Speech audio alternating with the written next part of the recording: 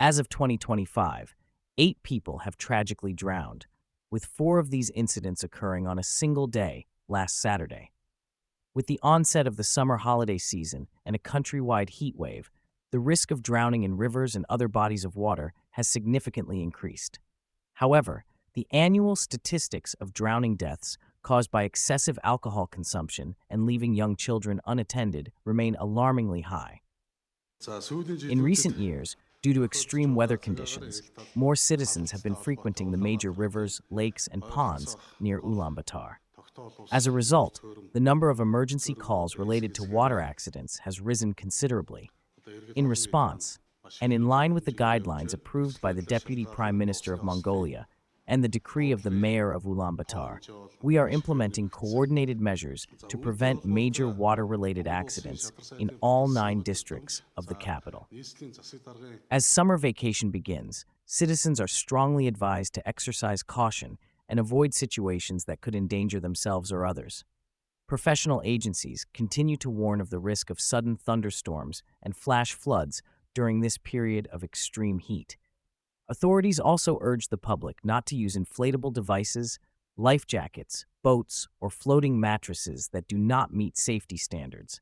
Children should not be left unattended near bodies of water. People are advised to avoid consuming alcohol near rivers and lakes, and under no circumstances should individuals attempt to cross rivers on foot or by vehicle using unsecured bridges or unapproved crossings.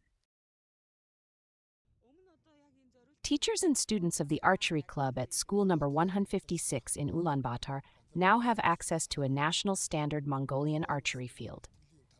The club has been led for the past 3 years by janitor Gantogs and training manager Otgontul, both of whom are experienced and accomplished archers. Gantogs, in addition to his role at the school, holds numerous titles, including Archer of the Tsakir team of Dungobi Province, Master of Uriankai Archery, Master of Sports, and Deputy Master of Ice Archery. Otgontul, the school's training manager, is a female archer representing the Kayarkan archery team of Uverkangai Province and also holds the honorary title of Sumsage. Their shared mission has been to promote traditional Mongolian archery among youth. Currently, around 10 students attend their classes regularly.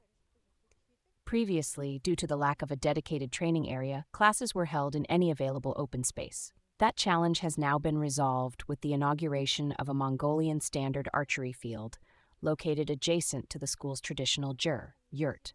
The new facility allows students to practice archery at official NADAM standard distances of 45, 55, 65, and 75 meters. We have adjusted the field to meet the standards specified in national archery competitions. Separate stands have been prepared for men, women, and children. The feeling of pulling the bow while practicing national archery is wonderful. I would like to thank the school administration for supporting the practice of national archery and for establishing a standard training ground. On the occasion of the opening of the new archery field, teachers Gantogs and Otgontul organized an archery competition among their students and trainees in 3 categories: men, women, and children. The government has announced major structural reforms aimed at improving efficiency and reducing budget expenditures by streamlining ministries and agencies. As part of this initiative, significant reductions will be made at the management level. For instance, the Ministry of Economic Development currently has 28 department heads, nearly half of whom hold overlapping roles.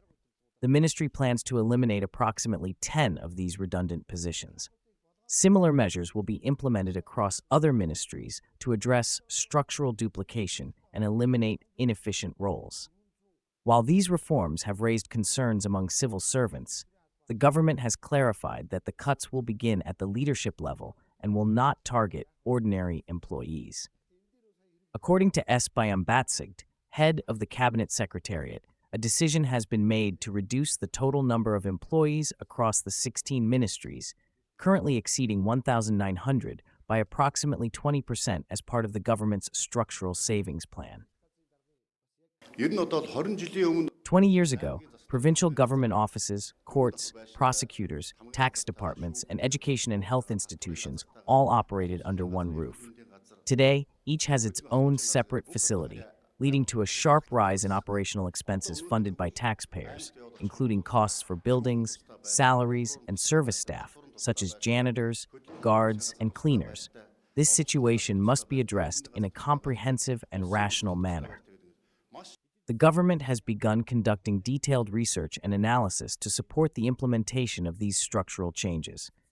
A working group has been established to identify overlapping roles and optimize inefficient organizational structures.